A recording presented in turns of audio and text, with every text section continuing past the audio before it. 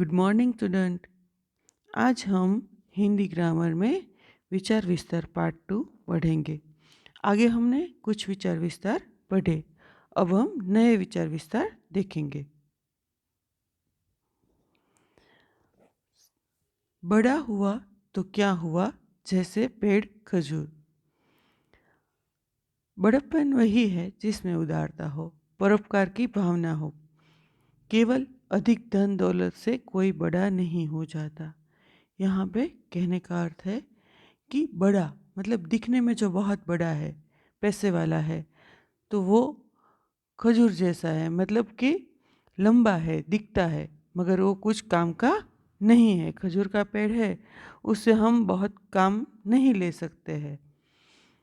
तो खजूर का पेड़ जो है वो बहुत बड़ा, बहुत ऊंचा होता है और किसी मतलब इजीली जो खजूर है वो खाने के लिए नहीं मिल सकते। जैसे आम का पेड़ है वो छोटा होता है, मगर आप आराम से चढ़कर पेड़ आम तोड़कर खा सकते हैं, मगर खजूर है वो इतना इजीली नहीं मिलता है। तो कहने का अर्थ है खजूर का पेड़ बहुत ऊंचा होता है। भूखे पथिक को न उसके फल खाने को मिलते हैं और न थके राही को वह पर्याप्त शीतल छाया दे पाता है। वो लंबा होता है। घेघूर मतलब जैसे वो बहुत बड़ी छाया वाला वृक्ष नहीं होता है। तो जो लेखक है वो कहते हैं कि बड़ा हुआ तो क्या हुआ, जैसे पेड़ खजूर मतलब किसी के काम ना आ सके, ऐसे वृक्ष को हम क्या करें, मतलब ऐसे इंसान का भी क्या करें जिसके पास बहुत पैसा है, बहुत अमीर है, बहुत बड़ा आदमी है, मगर वो किसी के लिए कुछ कार्य नहीं कर रहा है, किसी को कोई मदद नहीं कर रहा है, तो उससे कोई लाभ हमें मिलता नहीं है। तो कवि कहते हैं कि खजूर का पेड़ जो ऊंचा है उससे कोई हमें लाभ नहीं होता है।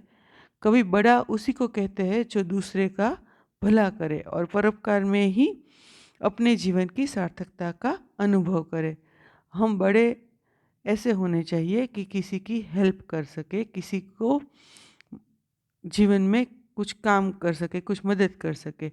अगर हमारे पास बहुत पैसा है, बहुत सारी चीज़ें हैं, मगर हम किसी के लिए उसका उपयोग ही ना करें, तो हमारी ऊंचाई का कोई अर्थ नहीं है। इसलिए यहाँ पे लिखा है बड़ा हुआ तो क्या हुआ, जैसे पेड़ खजूर। इसके बाद है पराधीन सपने हूँ सुख नाही। मतलब पराधीनता का अर्थ है अपनी इच्छाएं मारकर दूसरों की इच्छा के अनुसार काम करना। पराधीनता हमें अच्छी तरह से मालूम है, मतलब हम अपने सोच विचार को भी व्यक्त न कर सके उसे भी हम पराधीन ही समझते हैं। जैसे पिंजरे में बंद तोता क्या आकाश में उड़ने की चाहत पूरी कर सकता है? चिड़ियाघर में पिंजरों में बंद प्राणी क्या जंगल के अपने स्वाभाविक जीवन का आनंद लूट सकते हैं? पराधीनता की यह पीड़ा गुलाम देशों को आज़ादी के लिए तड़पाती थी। पराधीनता जो है वो कभी भी सुख नहीं दे सकती। वो आप व्यक्तिगत ले लो या कंट्री वाइज ले लो। आप देखें कि आप स्वतंत्र हैं तो आप बहुत कुछ कर सकते हैं, आप जिम्मेदार बन सकते हैं। अगर आपको किसी के कहे अनुसार ही काम करना है तो उसमें आपको मज़ा नहीं आता है। तो यहाँ पे पराधीनता है वो आज़ादी की बात है, मतलब पराधीनता है, आज़ादी से पहले हम पराधीन माने जाते थे। तो पराधीनता की पीड़ा से छुटकारा पाने के लिए ही महात्मा गांधी, पंडित जवाहरलाल नेहरू, सरदार पटेल जैसे नेताओं ने आंदोलन किए, लाठियाँ खाई और जेल गए। अपनी मातृभूमि को पराधीनता के नर्क से मुक्त करके स्वतंत्रता के स्वर्ग में ले आने के लिए भगत सिंह, बिस्मिल, चंद्रशेखर आज़ाद जैसे व्यक्ति फांसी के फंदे पर लटक गए। देश की आज़ादी के लिए बहुत सारे व्यक्तियों ने बलिदान दिए हैं और वो बलिदान की हमें कीमत होनी चाहिए, मगर ऐसा है नहीं। व्यक्ति का विकास स्वतंत्रता में ही होता है और स्वतंत्र राष्ट्र ही गौरवपूर्ण ढंग से जी सकता है। इसलिए पराधीनता में सुख पाने की आशा करना व्यर्थ है। हमें बहुत सारी चीज़ें मिल जाए, एक कमरा मिल जाए, एक इंटरनेट मिल जाए, मगर आपको कहा जाए कि आपको इसी कमरे के अंदर रहना है, तो आपको पसंद आएगा? क्योंकि आपके पास सब कुछ होने के बाद भी स्वतंत्रता नहीं है कि आप बाहर जा सके। तो इसी तरह कोई भी चीज़ के लिए आप पराधीन है तो आपको सुख नहीं मिलेगा। आप स्वतंत्र है, आप छोटी सी चीज़ के मतलब छोटे से कमरे में रहते हैं, कुछ भी नहीं है, मगर आप स्वतंत्र है तो आपको सुख मिलेगा। यहाँ पे कहने का अर्थ है पराधीन सपने हूँ सुख नाही। पराधीनता में सपने में भी सुख नहीं मिल सकता। आवत ही हर्षे नहीं, नैनन नहीं स्नेह, तुलसी तहाँ न जाइए, कंचन बरसे में।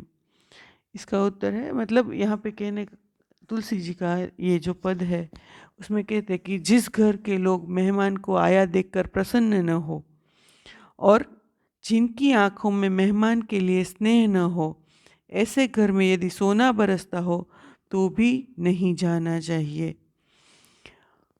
हमारे सामाजिक संबंध प्रेम और आदर की शुद्ध भावना पर टिके हुए हैं, धन संपत्ति पर नहीं।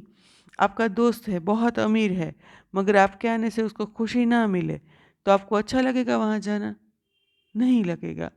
मतलब पैसों से सुख मिलता है, मगर जो आदर सम्मान से जो सुख मिलता है वह सुख और वो सुख में फर्क होता है। पैसों पर टिके हुए संबंधों के पीछे लोग स्वार्थ की भावना रहती है और ऐसे खोखले संबंधों को हम महत्व देना नहीं चाहिए। हम क्या करते हैं, हमें जहाँ प्रेम मिलता है वहीं हम जाना पसंद करते हैं, चाहे वो गरीब हो या अमीर दोस्त हो या कोई व्यक्ति हो या रिलेटिव्स हो।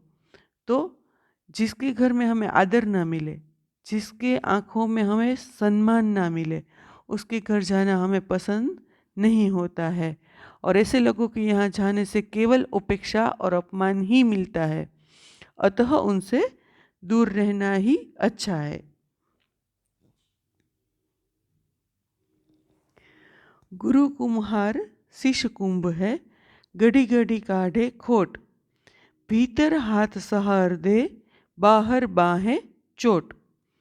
यहाँ पे गुरु और शिष्य का संबंध दिखाया गया है और गुरु है वो कुम्हार है और जो शिष्य है वो कुंभ माने घट, जो घड़ा बनाता है वह है। मिट्टी का घड़ा जब कुम्हार बनाता है तो वो क्या करता है, मिट्टी को बाहर से थपथपाता रहता है और अंदर से सहारा देता है, मतलब दोनों हाथों से बाहर के हाथ से वो घड़ता रहता है और भीतर वही सहारा देता है। अगर ऐसा ना करे तो जो घट है जो कुंभ है वो अच्छा आकार का काम का नहीं होगा। तो जो शिष्य और गुरु का संबंध है वो भी ऐसा ही है कि गुरु जो है वो शिष्य को ताड़ता रहता है, मतलब गुस्सा करता है, उसको सिखाने के लिए बार बार उसके चोट देता है, मगर अंदर से वो पकड़े रहता है, उसको सहारा देता है। गुरु भी कुम्हार के समान होता है, वह बाहर से कठोर रहकर शिष्य के दोनों दोषों तथा बुरी आदतों को दूर करता है, परंतु भीतर से वह उसके प्रति बहुत ही सहृदय रहता है। शिष्य भी गुरु के स्नेह का अनुभव करता है, इसलिए वह गुरु के कठोर व्यवहार को सहन कर लेता है और भीतर से कोमल, बाहर से कठोर और भीतर से कोमल, यही आदर्श पिता और आदर्श गुरु का लक्षण है। कोई गुरु है, कोई शिक्षक है, वो आपको डांटता है तो वो आपके अच्छे के लिए होता है, ना कि आपका अपमान करने के लिए होता है। आप बाहर जाए और आप परीक्षा में सफल हो, इसलिए वो आपकी परीक्षा कसौटी लेता है और आपके ऊपर क्रोध करता है, मगर वो क्रोध किस लिए करता है कि आप अच्छी तरह से पास हो जाए। वो जीवन की परीक्षा हो या स्कूल की परीक्षा हो, दोनों के लिए आपको तैयार करना जो है वो गुरु का ध्येय होता है। इसके बाद है ऐसी बानी बोलिए, मन का आपा खोए, औरन को शीतल करे, आप हो शीतल होए। हमारे जीवन में वाणी का बहुत ही महत्व है। वाणी के सदुपयोग से हमारे विरोधी भी हमारे समर्थक बन सकते हैं और वाणी के दुरुपयोग से हमारे मित्र भी हमारे शत्रु बन सकते हैं। इसलिए हमें ऐसी वाणी बोलनी चाहिए जिसमें अहंकार का भाव न हो, क्योंकि अहंकार से ही वाणी में कटुता आती है। हम किसी के भी साथ बातचीत करें तो हमारी वाणी जो है उसमें घमंड नहीं होना चाहिए। जो ऐसी वाणी होनी चाहिए कि जो दूसरों को शीतल लगे और खुद को भी अपनेपन का एहसास दे। हमारी वाणी अहंकार रहित होनी चाहिए। जिस वाणी में अहंकार नहीं होता उसी में अपनेपन की मिठास होती है। ऐसी वाणी बोलने से वक्ता और श्रोता दोनों को सुख मिलता है। आप किसी के भी साथ अच्छा व्यवहार करेंगे तो आपके साथ भी दूसरा व्यक्ति अच्छा ही व्यवहार करेगा। अगर आपकी वाणी में कटुता होगी तो आपके दुश्मन ज़्यादा होंगे, और आपकी वाणी में मिठास होगी तो आपके दोस्त ज़्यादा होंगे। इसके बाद है समय चुकी वा पुनी पछताने। यहाँ पे समय जो है उसके बारे में कहा गया है कि समय जो है वो अमूल्य धन है। पैसों से भी ज़्यादा बड़ा है धन है समय, क्योंकि बीता समय लौटा कर नहीं आता। आप एक बार साल निकल जाए उसके बाद आप कुछ भी कर ले, आपके पास वो समय वापस नहीं आता है।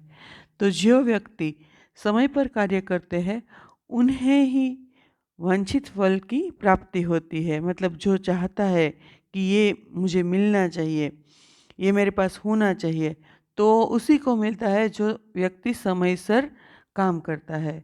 समय पर फसल बोने वाले किसान को अच्छी उपज मिलती है और वे लाभ कमाते हैं। जो भी व्यक्ति है, पूरे संसार में जितने भी व्यक्ति है जो समय पर अपना काम पूरा करते हैं उन्हें हमेशा अच्छा ही लाभ मिलता है। शत्रु के हमले के समय यदि जरा भी आलस्य किया जाए तो देश को गुलाम बनते देर नहीं लगती। कोई सोल्जर है, वो ड्यूटी कर रहा है, वो आलस नहीं कर सकता। उसको आँख खुली ही रखनी है, चाहे रात हो चाहे दिन हो, चाहे कड़ी धूप हो, चाहे इससे भी ज़्यादा मतलब बर्फ़ गिर रही हो, तो भी अगर वो आलस्य कर जाए, वो समय पर अपनी जो जिम्मेदारी है वो ना निभाए, तो देश जो है वो गुलाम बन जाएगा। मतलब दुश्मन देश का जो कोई भी है वो उसको मार देगा, या तो फिर वो अपने देश के अंदर घुस जाएगा। इसी तरह 1 मिनट के विलंब से ही स्टेशन पहुंचने वाले यात्री की ट्रेन छूट जाती है और वो पछताता रह जाता है, फिर वो ट्रेन वापस नहीं आती है। उसी समय यदि समय पर वर्षा न हो तो फसल सूख जाती है। बाद यदि बहुत अच्छी वर्षा तो भी लाभकारी नहीं होती। समय पर काम करना सबसे बड़ी जिम्मेदारी होती है हर इंसान की। जो समय पर नहीं पढ़ता है, जो समय पर कुछ काम नहीं करता है, उसके जीवन में कोई आगे बढ़ने के चांस नहीं है। आप परीक्षा से पहले आपको अच्छे से प्लानिंग करनी है। आप समय सर पढ़ते रहते हैं तो आपको परीक्षा में कोई दिक्कत होगी ही नहीं। यदि आप लास्ट मोमेंट पे झांकेंगे और दौड़ेंगे, जितना भी दौड़ना है, मतलब वो आप फर्स्ट रैंक नहीं ला सकते।